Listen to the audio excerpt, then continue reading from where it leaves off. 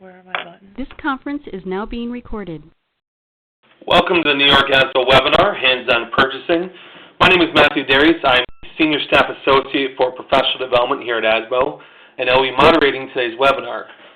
Your moderators for today's program are Bob Cavanaugh and Julie Best. Operator assistance is available at any time during this conference by pressing £.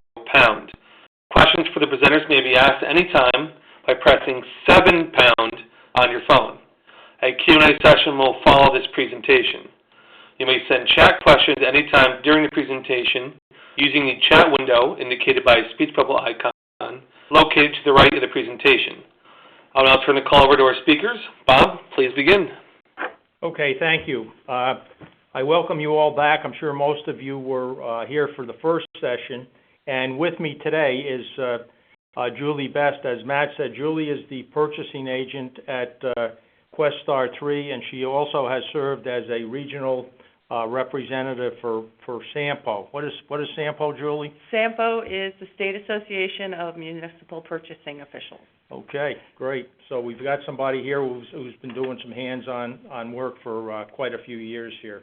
We'll go to the first slide, and we'll basically, this is a review of what we talked about last year. This is the various laws, New York State laws, local finance law, general municipal law that govern purchasing.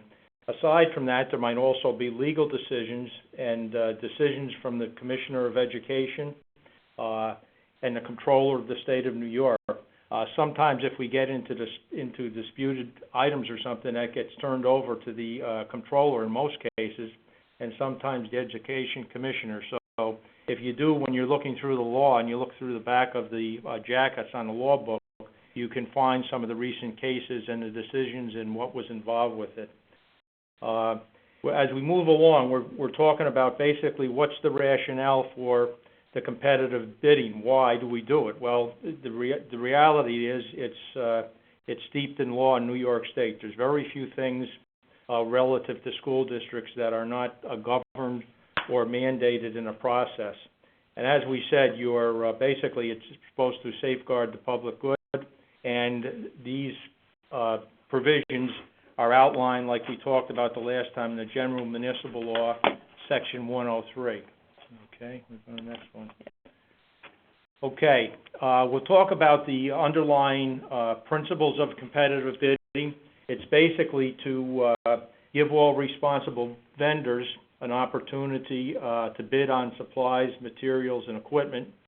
Also, to prevent favoring one vendor. Sometimes that happens in a particular area, county, or a small area, when in fact other vendors should be given the opportunity, not only in your area but statewide, to bid on various items. The other thing is we talk about keeping the district residents informed.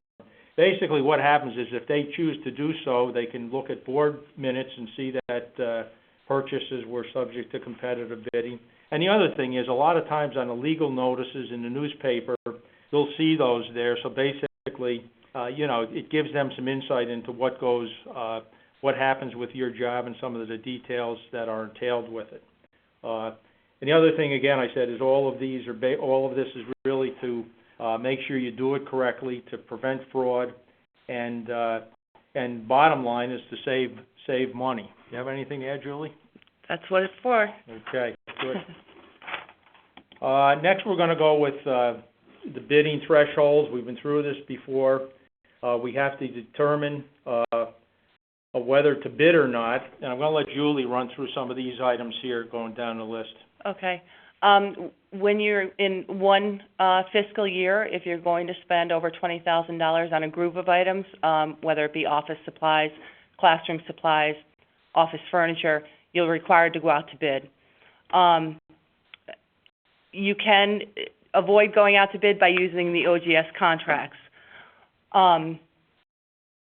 And really, you want to make sure when you're looking at it, you're not looking at just one purchase order, but your purchases throughout the year and what you're going to need for the whole fiscal year. Oftentimes, this is an area that's criticized with school districts because basically they underestimate the needs for the year. So in reality, even if you think you're going to go over, I would say you should aggregate the information such as all supplies, materials, and equipment you're going to need, put that into a bid packet, and then proceed with the formal notice.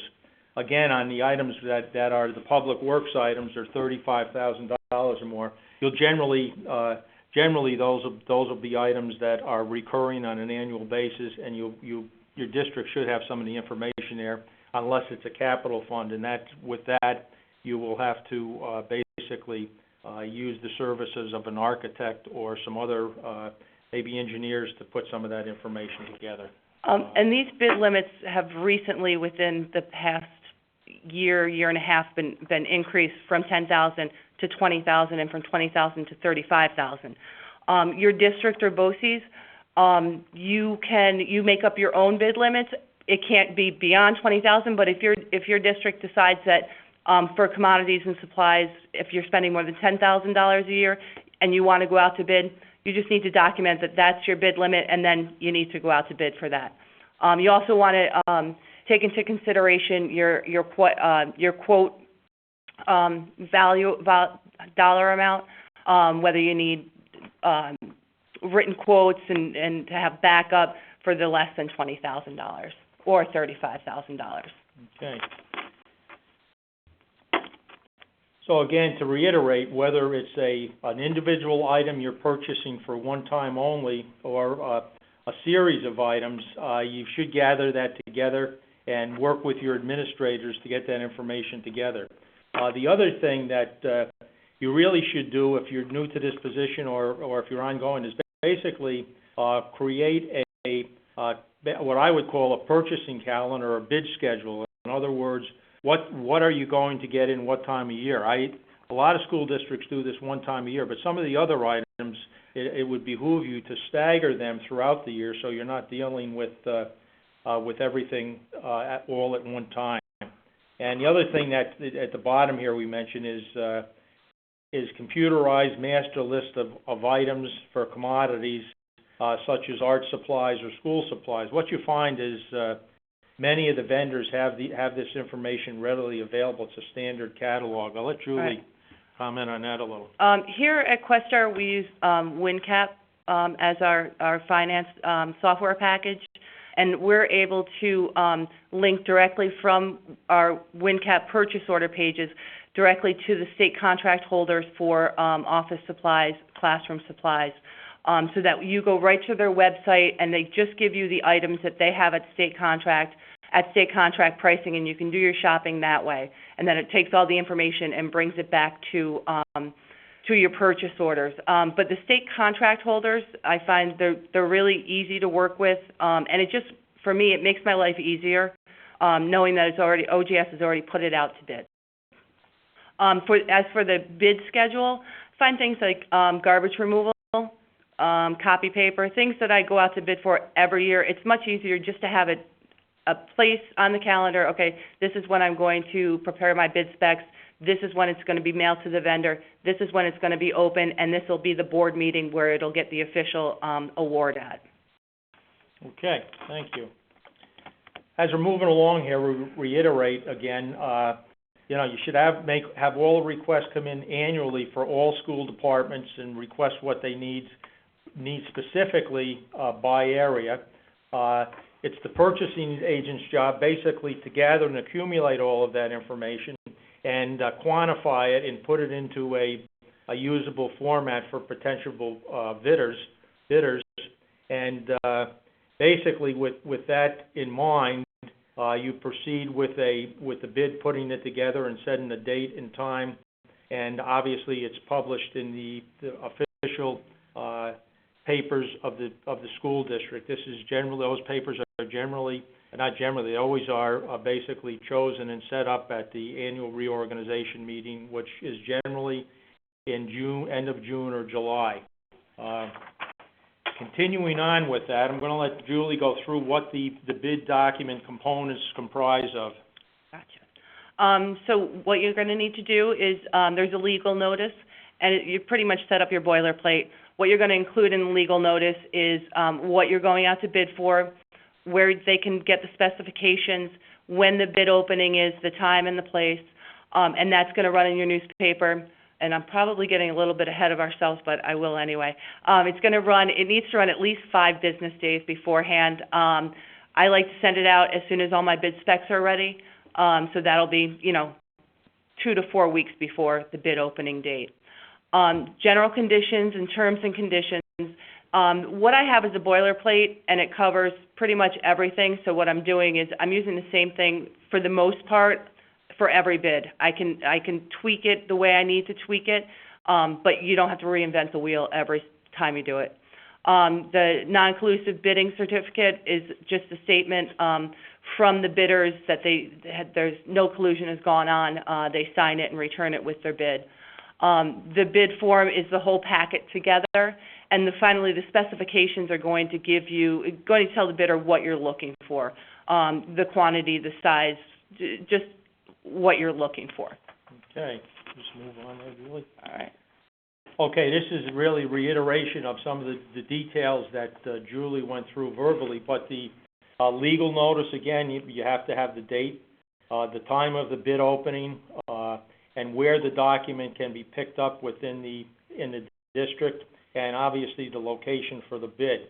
The legal notices, obviously, we said that there's a minimum of 5 days, but as Julie said, you really should give yourself a minimum of 3 to 4 weeks.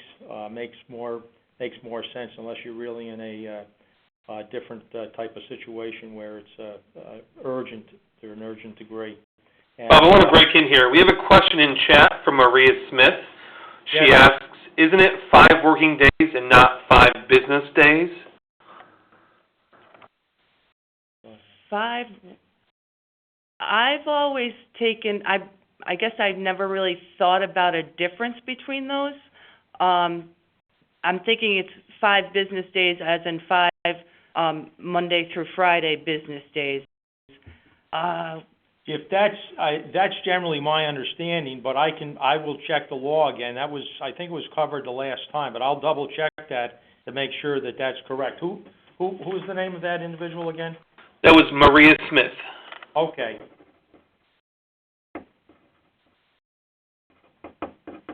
Okay, Maria, if you can give your phone number, your contact to Matt, I'll follow up and just make sure. But I believe it's 5 business days, so we'll check on that. Okay. All right, moving on. Julie, this is where we get into the general conditions again. That must be in there. Actually, Bob, we have Maria here on the line. Go ahead. Maria?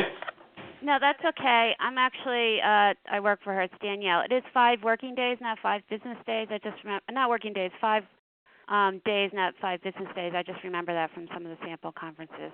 So Saturday and Sunday can include in those 5 days, I guess is what I wanted to say.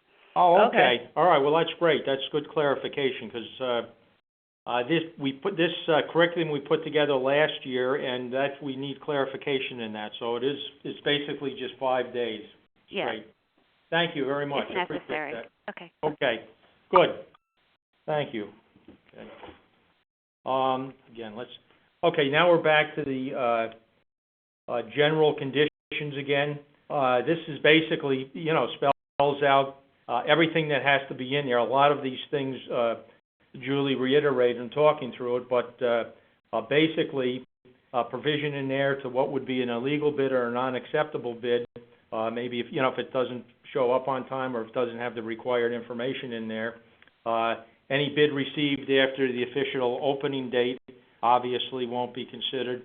It should be the equal clause should be understood, and you shouldn't have to put that throughout your bid, comparable or equal. The general condition clause will basically state that it's equal. The award specifications, in other words, what if there's very detailed items, what specifications will be needed for the award.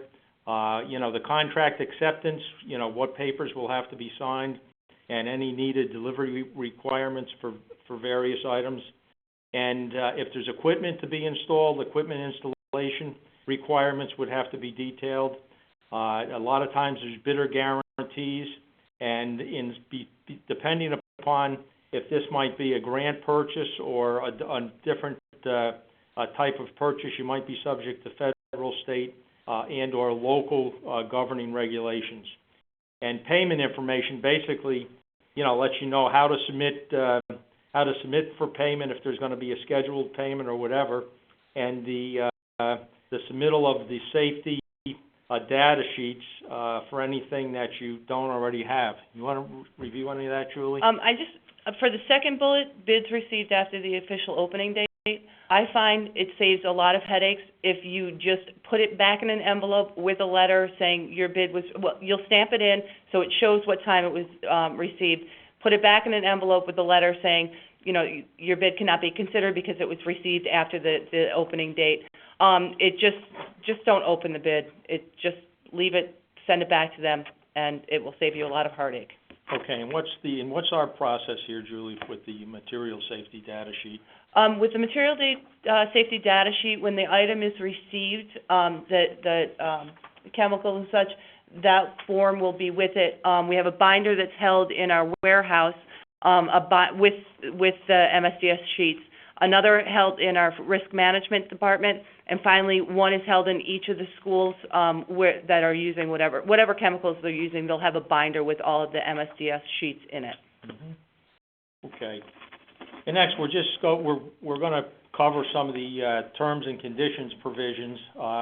Basically, if this is for where you might need additional information for a particular type of item, where you would basically detail it out. You might need some assistance with this from some either engineers or whatever, or somebody who has more knowledge about it. It should be the contract period should be included in it. It should indicate the delivery site. We'll get into central delivery or other delivery spots after. Should outline specifics for the contract, basically, that you're dealing with. Details the bid security requirements. In other words, what's required. If it's a public works contract, there's a deposit for the bids for the plans that are received, and basically you can charge up to $100 per set of specifications, and you return those upon return of the plans. And the other thing is the Public Works reference contract and the Department of Labor prevailing wage rates. I'll let Julie follow up on that a little bit. If you're doing any Public Works contracts, obviously prevailing wages are required. And generally, if you're in that type of a project, your architect will take care of handling those details. Okay. Okay, moving along on bid forms. What's included in the bid form?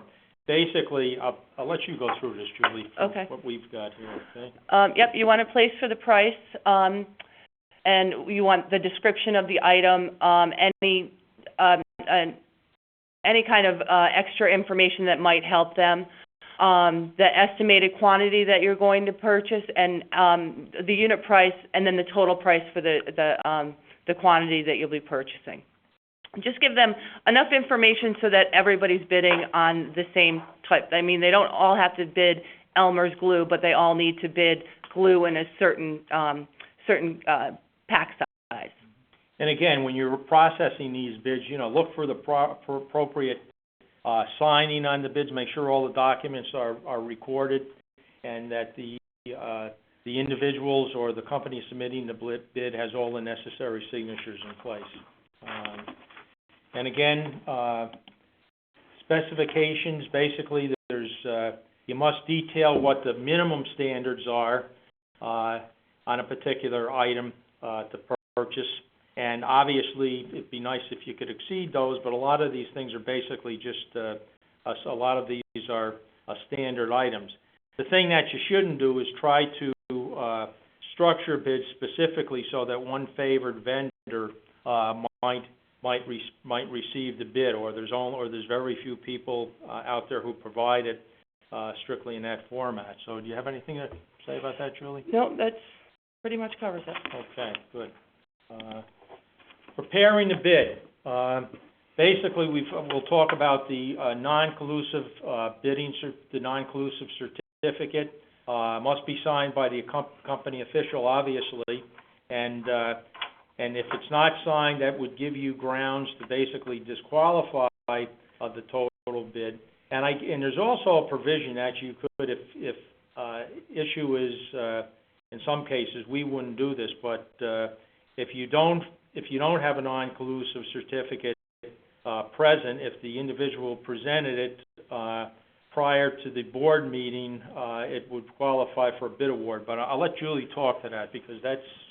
Yeah, in this situation, what you really want to be sure is that you're doing the same for every bid opening. So if at one bid opening someone hasn't signed their non-collusive bidding certificate and you allow them to, you need to make sure that you're allowing that with every bid opening. Or if you don't allow it and you disqualify the bid because the form hasn't been signed, you need to do that for every bid opening. You need to keep it uniform with how you react to issues like this. Okay, and continuing on the next, we're just dealing with just an example of specifications. It could be as simple or as complex, but this is one that pretty much everyone can get their head around. It's it's basically you're talking about cellophane tape, brand name may be used to identify the product, if so, but it's considered comparable or equal. Do you have anything to add to that? Yeah, just if there's a name brand, it should always be considered or equal. Okay.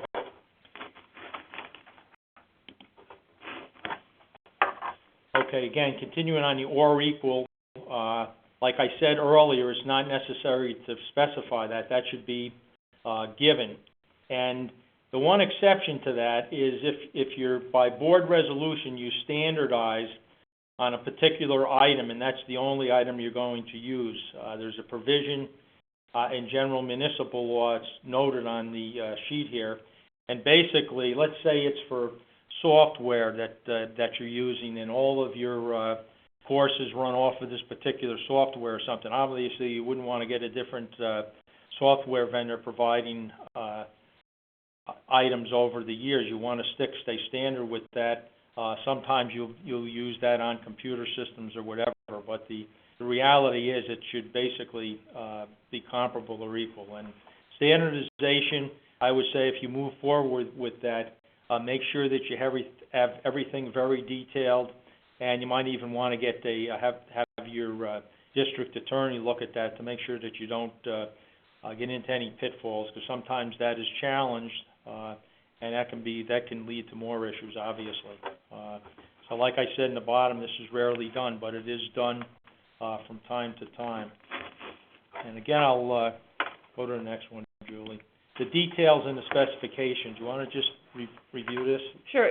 Just in your specs, you just really need to tell them what you're looking for, what you need. Just pretty much let them know include any details that you think is pertinent to the type of item you're looking for.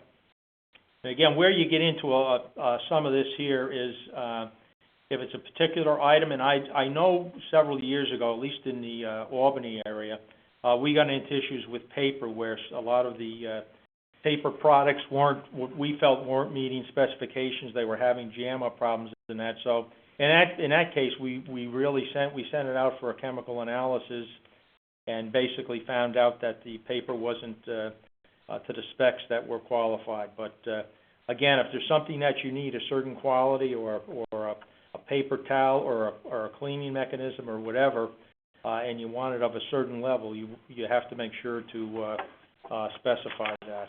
Okay. And you'll also want to get samples once you've opened the bid. Make sure that they include samples so that you can actually look at the product that they are proposing. Do you get many salespeople coming in providing samples, Julie? I ask them only for samples when I open bids, like for janitorial supplies, for copy paper, for that kind of stuff. I don't really want samples for something that I'm not sure whether we need to buy or not. Okay. My office isn't big enough. Okay. Request for a larger office. Yeah, right. Duly noted. Again, we're going on the process for bids. Sealed bids, like we said before, should be received, time stamped, logged in. in a place where other people can join you at a specific time, a date, and they publicly opened in read aloud. The next bullet there, basically, what you find in most districts is the purchasing agent, along with the district clerk, is present for the opening of the bids and basically to record the official actions of the event.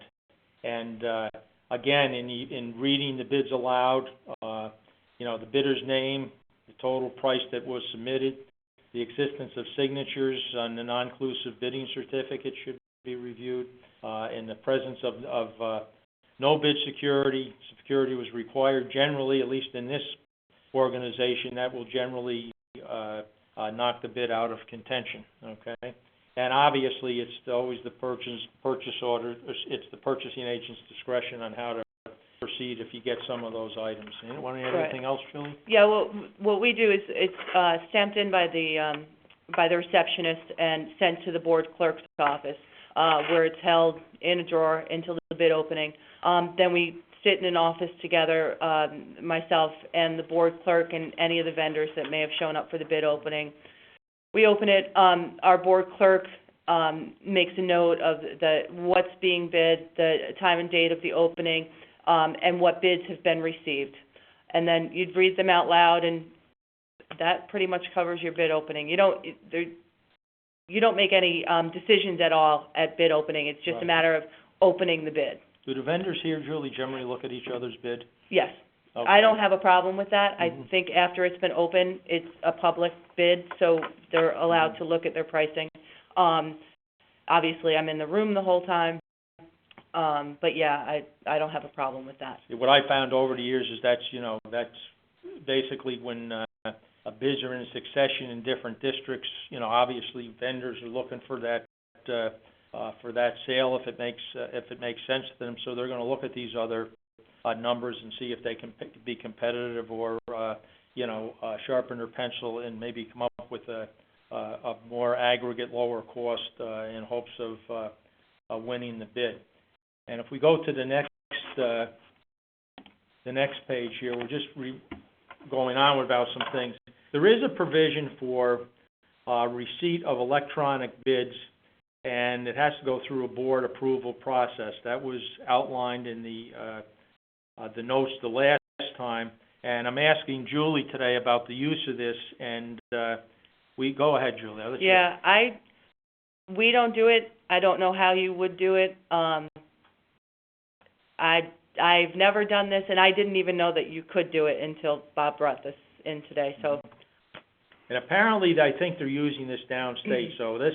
So again, the reference to the law was in the first set of materials that we went through, but widespread use of this, I don't know of in any area. Maybe some of you folks listening didn't know about that, but anyway, the provision's there in the law, and if you attempt to do this again, I would say be uniform and specific as how you get the information in the bid.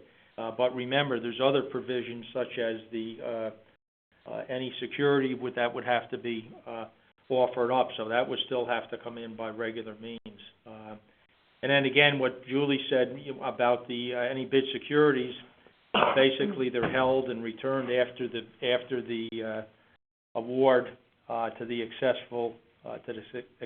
successful bidder. Bob, we have a question from Maria Smith again. Yep, go ahead. Hi, regarding the electronic bids, I'd be curious also how this would work. How we can find out, does the email go to a specific account and we're not to open it on till that day? I'm just wondering, since everything's supposed to be sealed. I've never heard from anyone that uses this, so I'm just curious. Okay. You say downstate. Where downstate are you talking about? I'm on Long Island. I'm talking about. I'm basically talking about Westchester County and Long Island. Okay. I can find out. To tell you the truth, I don't know of anyone who has used it. I'm sure those who have. I'll talk to the one person who helped me put this curriculum together, Angela Pierce, and get that information back to you. But I would say, just generally speaking, obviously you'd have to have a way to hold those securely in a particular email file or whatever. and not open them until the designated time. So I would say that if you use this, it's subject to basically Board of Education approval. So all of the details in that would have to be laid out there relative to how you do it. And I'm sure if I find that if there's only a couple districts using this, they will have a procedure written out to do this. But like I said, there's a recent provision in the law. It might not mean in a school district is doing it. It could be a municipality, town, village, or whatever. But the provision is there. So I'll check. I'll do a little checking on that and see if I can give you more specifics. Okay, thank you. Okay. All right. Again, we're just going over these things, basically certified checks, bid bonds, safekeeping of those, and return of securities.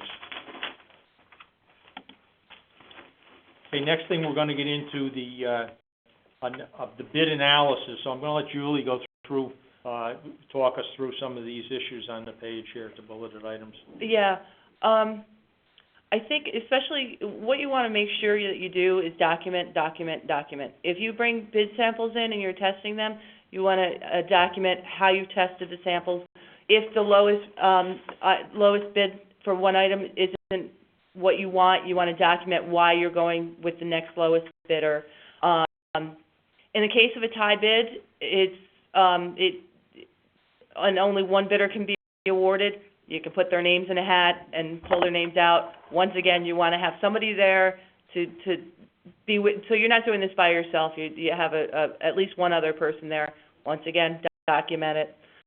Let's see, what do we have here? Line item bids or accepting aggregates. Oh yeah, and it's really up to you whether you want to accept by line item or as a total bid. But that should be in your specifications, that it's up to the discretion of the district on how they're going to award the bid.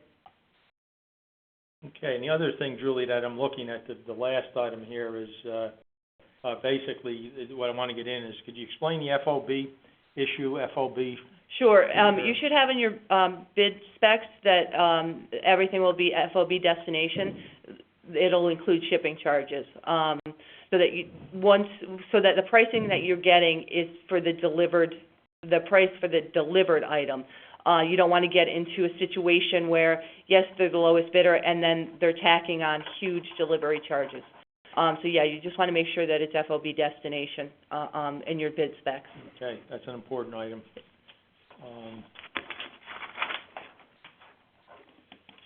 Okay, we're reiterating some of this, but obviously the bid is once you get these all analyzed and sorted, it will go to the lowest bidder. And once the determination is made, that purchasing agent will make a recommendation to the Board of Education, basically, to award that bid. And only after that takes place can you proceed with the legal follow through with the issue of the purchase orders and follow up with the vendors. I lost my train of thought. Okay. And all right. Anything else, Julie, on that? Well, when you send your recommendation to the Board of Ed, what you're really doing is just giving an overview of. A lot of times, I'll include, here are the vendors that bids were sent to. Here are the vendors that responded. Because a lot of times you'll send out a bid to 20 different vendors and you'll get 2 responses back. Mm-hmm. And it's just good to give all the information that you can to the Board of Education. And you just want to give them an overview of the whole bid process, but in just a little form letter kind of thing. And the other thing I was trying to think of before is just the rules of the purchasing. Basically, the purchasing agent is the only one who is authorized to issue purchase orders. Right. A lot of times, you don't find that in districts where it's spread out. I think with the advent of the recent audits, that's pretty much cleaned up. We all get these things where teachers are presenting us with invoices for things they purchase. So, however you work that out internally, but you should basically head that off when it happens or whatever. So. Now, the other issue is, issues for bid disqualification issues. I'll let you run through that, Julie. On Well, if the item isn't what you're looking for, it can be disqualified. Once again, you want to document that. If they don't sign or submit their non-collusive bidding certificate, once again, we talked about that earlier, they can be disqualified. If you're looking for a minimum amount of insurance or a bid security and they don't include it, disqualification. And also, the last one is a little bit of a touchy subject. If they have a highly documented, if they're highly documented for failure to perform or deliver, this is where you want to check their references and just, once again, document everything and your reasons for everything. And the thing I will add is, if you're considering doing that, I would say to run that issue past your attorney. Definitely. Because again, obviously there can be some repercussion with the vendor coming back on you, basically saying, oh, we've straightened that out or whatever, and you might know through, a series of purchase orders over the last couple of years that it just didn't work out. So I would say it's a rarity, but if you do that, make sure, like I said, that you do a review, and like I would recommend your attorney taking a look at that to protect yourself. Okay. Again, provisions for a bid withdrawal.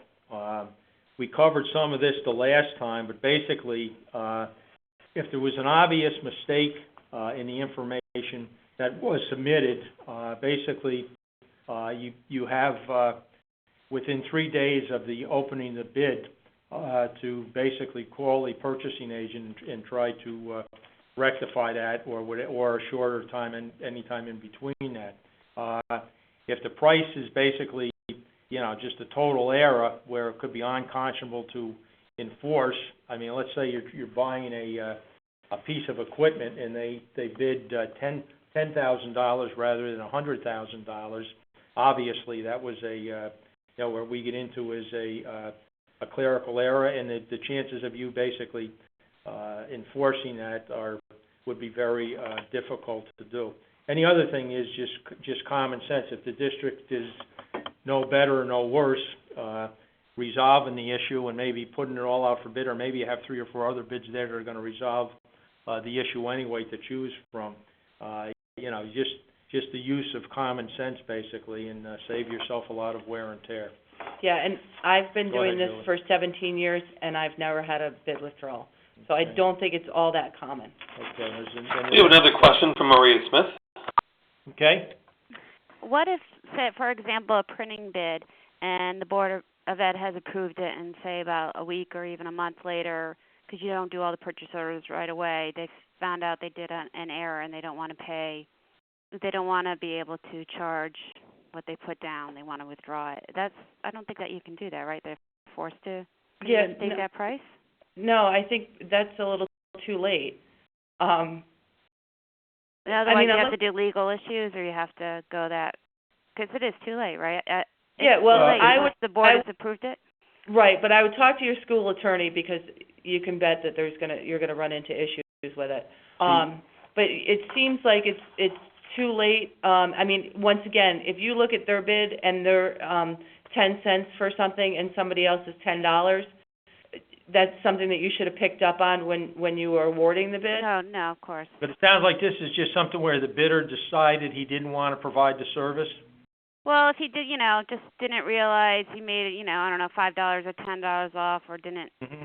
Sometimes they don't. Unfortunately, you send them the letter that they got awarded, and as per what you've submitted, and they don't pick up on it until they get a purchase order, which could be a couple of months later. Mm-hmm. I would say you might have grounds, review with your attorney, but again, the issue is then if you have to enforce it, you're going to have to take some legal action. And again, this might be something where if another year, you basically get a bid from this person, you got to be suspicious of it, right, and how to proceed. But if you can, obviously, if you can basically talk to the vendor and say, hey, look, you bid on that, it was in good faith. But but the other thing is, it's not timely after the 3 days. So basically, you have some recourse with that vendor. But the issue is, you're trying to get out printed materials.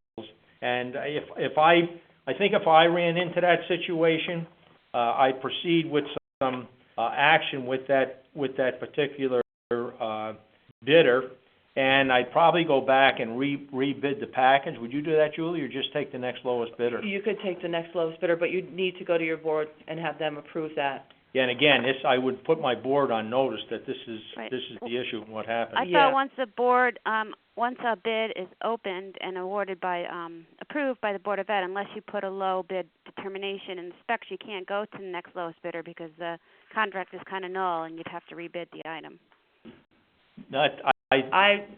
We don't understand it that way. If your attorney has interpreted it that way, you should talk to him. But right. This is a situation where the vendor can't supply it. So, and I tell you the truth, generally, that would be one of the recourses, or just throw all the bids out and rebid it again. Right. But No, I wouldn't do that. But I don't think you can go to the next lowest bid unless it's in your specs. I mean, that's just what I've learned from the sample conferences. Gotcha. So maybe you want to write that in your specs. You know what I mean? Just to have yourself covered. That's what I've started to do. Mm-hmm. Yeah, and you want to just make sure in your specs also that that you give a time frame that their bid prices are in effect for, whether it's going to be in effect for a year or 6 months. Mm-hmm. Yeah. Okay. Okay. Good. Thank you. Okay. Continuing on with bid withdrawal issues here. Let's see what we've got here. Basically, if the terms and conditions aren't met, you can reject the bid, and the district can what we just said. We're talking to Maria is a rebid or award to the next lowest bidder, and that's an issue.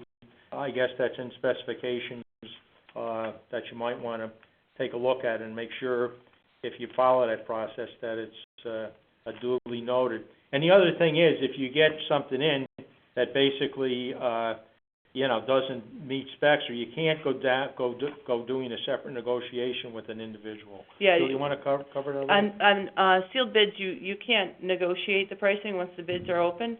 RFPs work a little bit differently. You do have the ability to do negotiations with RFPs. Okay. All right. Moving on. The next issue, basically, I put in here is some of your districts that are big enough, or the Boces, basically, they might maintain a central receiving place or a warehouse whereby they centrally store supplies and materials and equipment, and through an internal requisition process, the teachers will be supplied these throughout the year or as needed. The thing that is nice about one receiving place is basically you have the control of the property.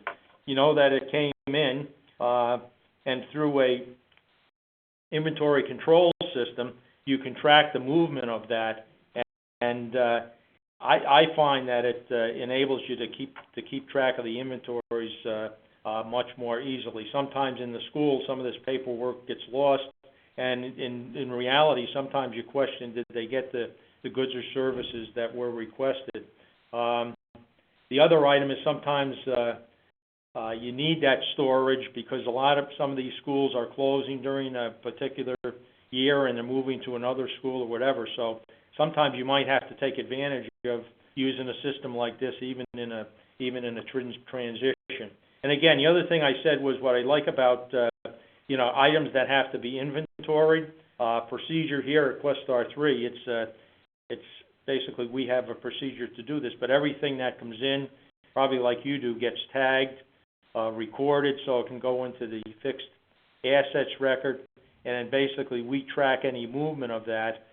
So at any one time, unless it was stolen or it doesn't show up, we should know where that is. And an annual inspection of the person it's assigned to, basically they have to account for that if it's not there. Okay. And again, we get into some of the things I just said here. Stocking of classrooms with office supplies is some of the big districts. It's done on a centralized basis, and basically I'm just laying out here the inventory control procedure. And the other thing is most districts will have a disposal system, a disposal plan for obsolete materials and supplies. Want to handle that, Julie? Sure. We surplus excess equipment. We do it periodically. And what we do is our warehouse manager sends me a list of the items that he has ready for surplus with the reason that we're no longer using them. That list goes out to all the administrators and building principals to see if there's anything on the list that can be used in one of the programs. If it is, they contact our warehouse manager. He sends the item out to them. We take it off the surplus list. What I find often, though, is our warehouse manager is great, so anything that's on surplus really is surplus. Nobody can really use whatever's on there. So what happens then is I do a surplus bid, which is pretty much the same thing as a regular bid, except you're going for the highest dollar amount for each of your items. It's advertised in the legal ads and sent out to a list of our vendors. I know a lot of people are using eBay now, and for some of our larger items, I've been using Auctions International. It just seems to be bringing in a lot more money than we were getting with just the paper bid with the finite number of bidders that we have. And the only other thing I will add is, and in a lot of times in Boces too, they'll offer up this equipment to see if there's a use in a local district before they proceed with this. Okay. And next item, what if it's not supplies and materials? What if it's basically a service that you're doing?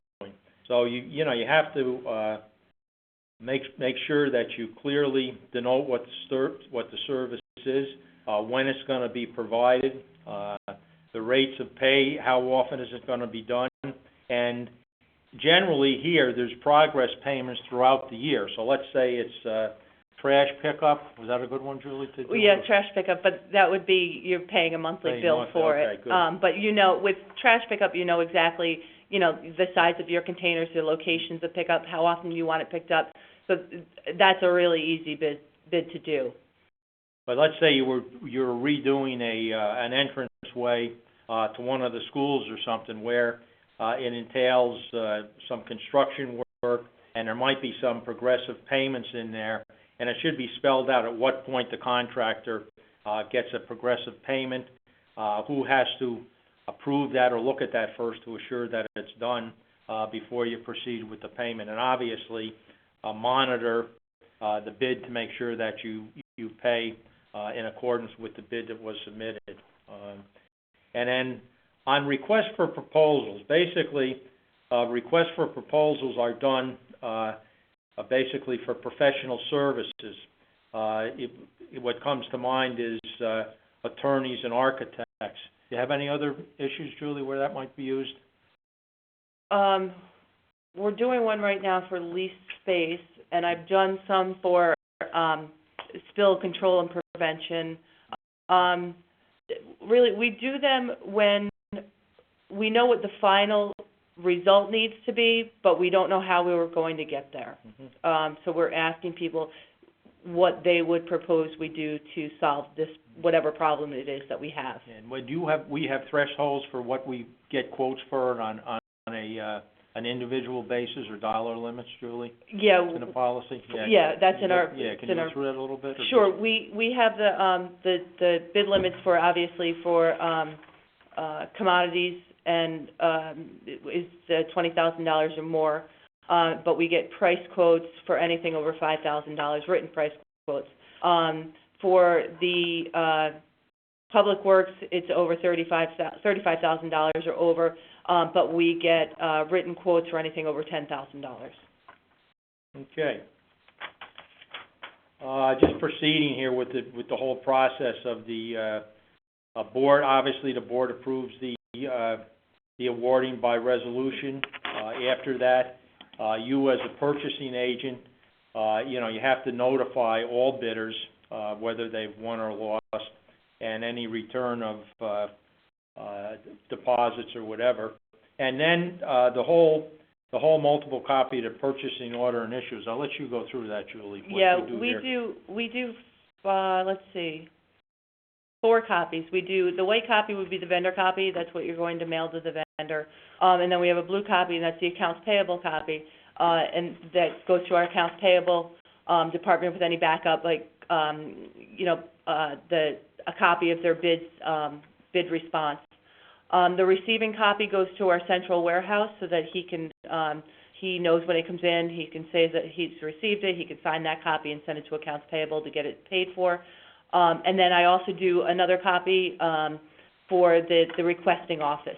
So and that goes, and the secretary of that office keeps a binder.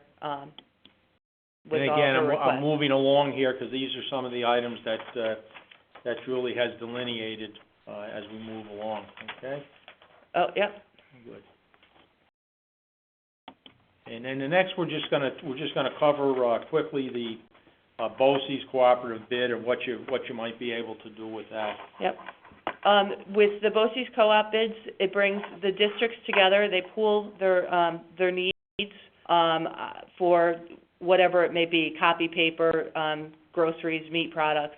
And by bringing the numbers together, larger numbers means better pricing. Your board would approve this, and you would send your requirements to the Boces who's putting the bid together. The person there puts all the numbers together, gets the bid specs together, and advertises it for you, and sends it out to the bidders. The Boces opens the bids and awards the bids. In order for it to be a cooperative, you need at least 2 districts participating. And the other thing I might say is I've used this procedure, and some of my districts have, where you're doing a specific item, such as a lease purchase. I know the Nassau Boces, they bid out lease purchase financing annually. Not anymore. Oh, they don't? I don't think they do Well, anymore. they used to. It's Yeah, a good example of it where they do it. And basically, we could take advantage of that in another Boces by a cross-contract arrangement. Some of these things prevent you from rebuilding the wheel if you find anyone out there who's doing a similar type purchase that you might avail yourself of. Okay. And the next is we'll take any questions or issues you have. If we have something to follow up on, we will. If we don't know the answer, but I think the few questions that came in, I think were good, and I'll turn it over to any questions you would have out there, or any follow-up you think we need. If you have a question for Bob or Julie, please hit 7# on your phone.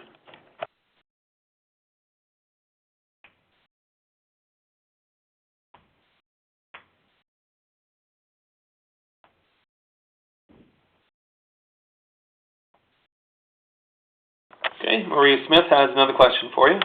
Go ahead, Maria. Regarding the bids, I know this wasn't mentioned, but I see it sometimes in general terms, saving clauses. Can you go over exactly what those are and what examples?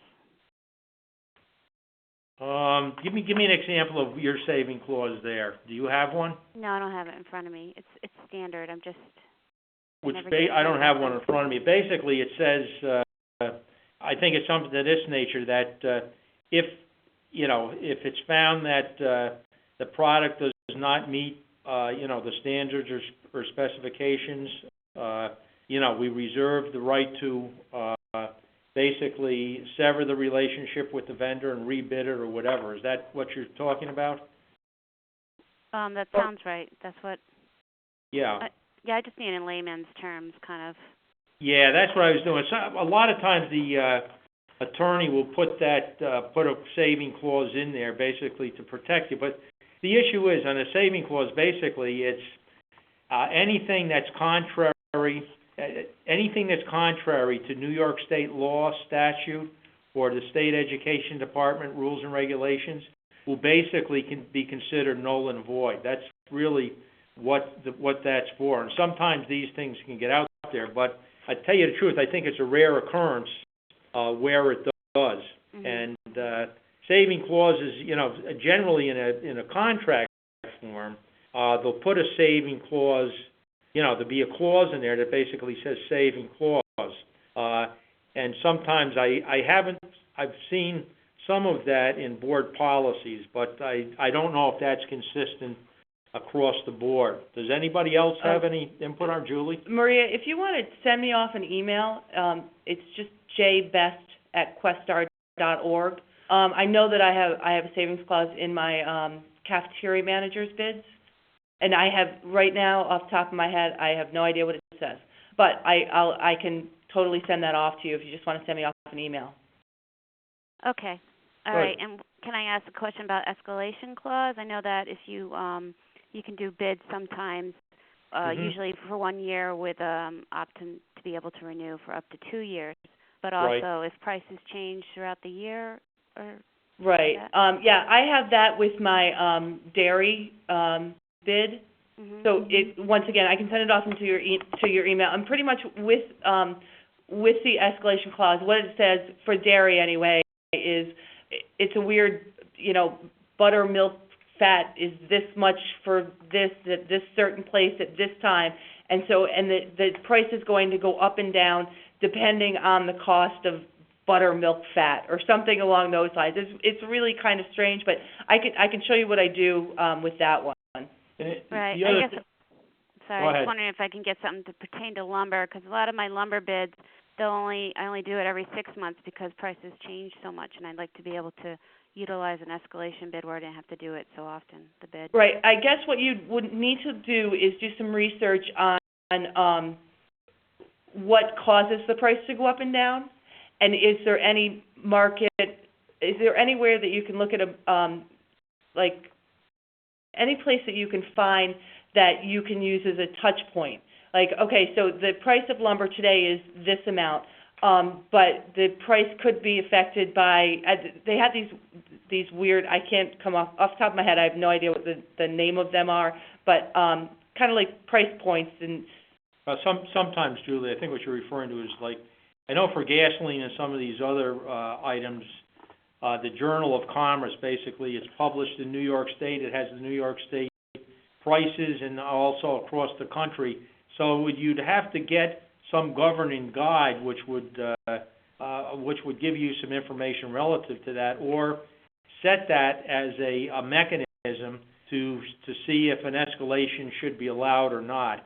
I know in particular in lumber is actually a good one because lumber goes up and down substantially, and even over the last couple of years, month to month, and maybe with the tragedy in Japan now, maybe lumber might be non-existent here to get oriented strand board or things like that. So I would try to work out some independent means where you could go back and look at a dollar amount so that you could agree that yes, it's fair and proper. Or the other thing is, you might just want to do a series of short bids and say, whatever it is, we'll honor it, because I know some vendors back in another domain where I used to work, basically when they do that, they buy it through a co-op and they have that price secured for them through a period of time.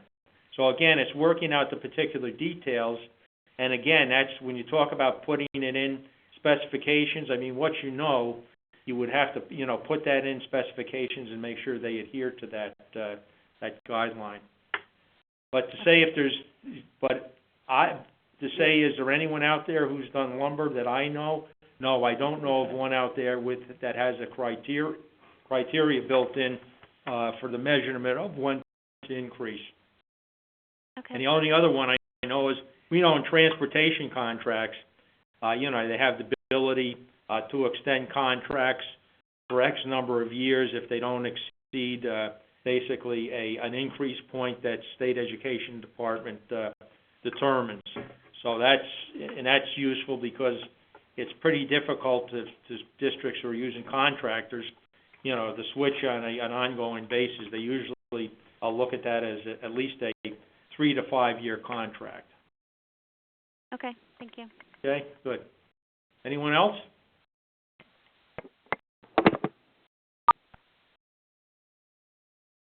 No one else? Final round. If anyone has a question, please hit 7# on your phone.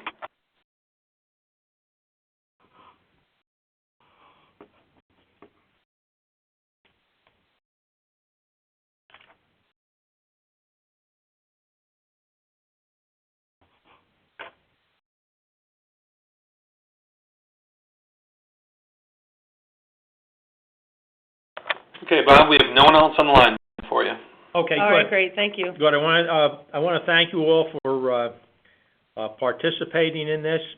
I'll tell you the truth, I like it when we get some questions during the course of this. And as you can see, even though there's a lot of rules and regulations, there is some gray areas in this. And I think the areas we discussed are something we can research. But the other issues, those gray areas, are generally what winds up in controllers' opinions or gets reviewed. So the other source might be, if you're looking through some of those, is to review any of the controller's opinions in the sections that you might be able to access and see if there's something there that might give you some guidance. The other thing is, you might, years ago, you could actually call into OGS, and there was someone basically who, Mitch Morris comes to mind. Yeah. I don't know if he's still there or not, but he's an individual who basically works at OGS. I would, if you're looking for points like that, I would follow up with calling Office of General Services and seeing if somebody could give you some guidance on that, because some of that stuff is, it's not readily obtainable, but if anybody's been through some of those issues, I'm sure they have, so I would recommend that. But again, we're doing a follow-up to this series March 29th, and for those of you who are in the course, just make sure you follow up on those items that you have to do and forward that to the ASBO website. And again, thank you, have a nice evening, and appreciate your attendance. Bye.